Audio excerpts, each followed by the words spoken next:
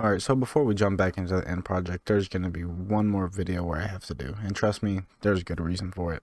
I'm planning to build a few Star Wars ships in the end build, not going to spoil which ones, but some of the materials I need like quartz are a bit of a grind, and I've pretty much mined every open quartz ore block in the nether, and honestly, trading for it, I think is just faster. Now I know that some of you were thinking, Stopher, didn't you already build a villager trading hall back in episode 4? And the answer to that is, yeah, I did. But the thing is, I never actually finished it, and the original plan was 36 villagers per job, which I was just biting way more off than I could chew. I decided to scale it back and build an entirely new one. So I won't keep you guys waiting on what this new trading hall will be, and let's jump right into it. So keeping with the theme of building things that I love in this world, let's talk about my favorite superhero, Spider-Man. I've always wanted to bring something Spider-Man related into a world, and this was, I think, finally the perfect chance for it. Now, I didn't build Spider-Man himself, but for this video, I turned the villager trading hall into the iconic Daily Bugle from the Spider-Man universe. But let me tell you, it wasn't straightforward as you think. When I started looking up reference images, I ran into a bit of a problem. There are a lot of different versions of the Daily Bugle. There's the Fortnite version, the Lego set version, the one from the Tobey Maguire movies, and even one from the Insomniac Spider-Man games. After thinking it through, I decided to use the Lego Daily Bugle as my main reference, but I still wanted to put my own spin on it, so this version is kind of a mashup between the Lego set and putting my own spin on it.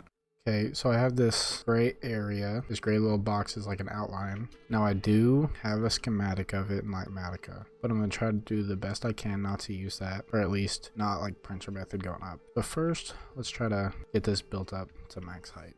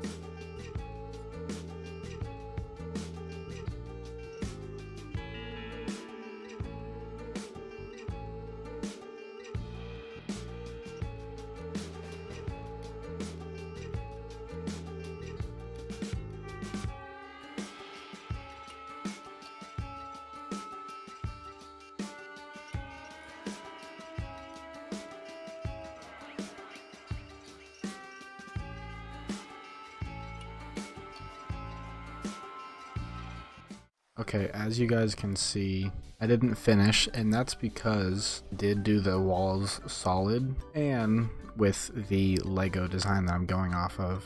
There's windows all around, so I'm going to quickly go around here and dig out all the windows and stuff for this and get all my concrete back, probably place the windows in there at the same time. Okay, if that didn't make any sense to you, because it didn't sound like it made sense to me while I was editing, I ran out of concrete, so I didn't finish it all the way to the top. But I do have windows in this build that I just decided not to build around, and I decided to just punch it out at the end. And with being done with the build now, I should have just built the concrete around the windows area while I was building, because mining the windows out was honestly a pain, and I regret doing it the way that it did. But let's get these window holes taken care of. Yeah, that video behind the commentary was the only thing I have with destroying the window holes, because, you know, bad YouTuber here and I don't know how to record anything. But now what I'm doing is these little dark pillars next to the windows that are on the Lego build. That gives it some more depth, I think.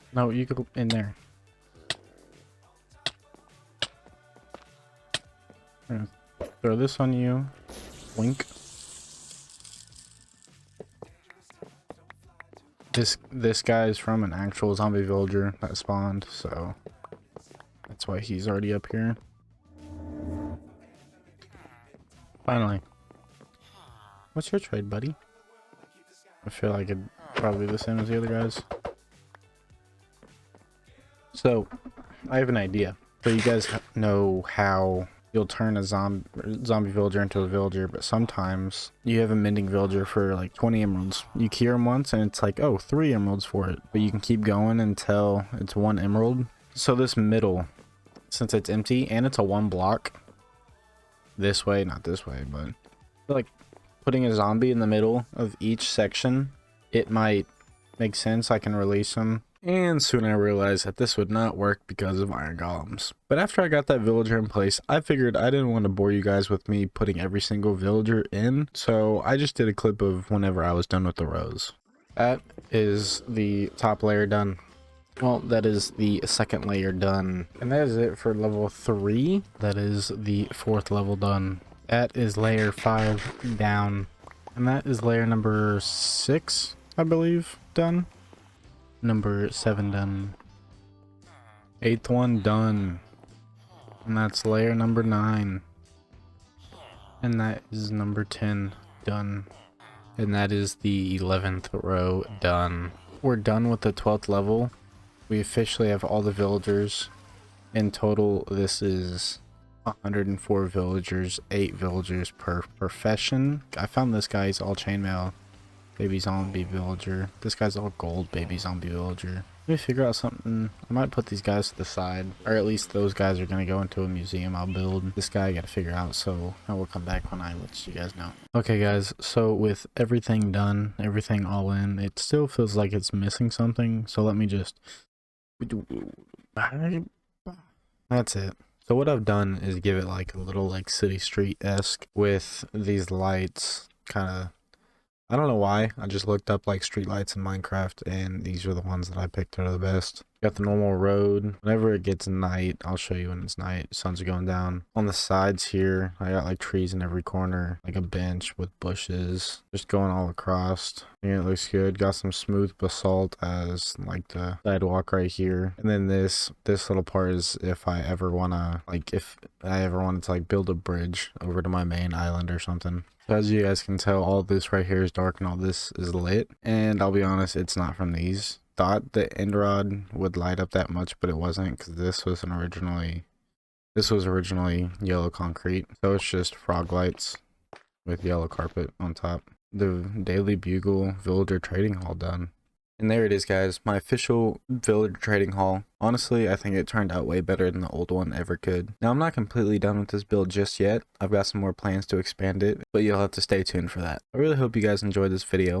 If you did, don't forget to leave a like and subscribe. Let's see how many subs we can hit by the end of this year. So I'll be over here trading away, and I'll see you guys in the next one.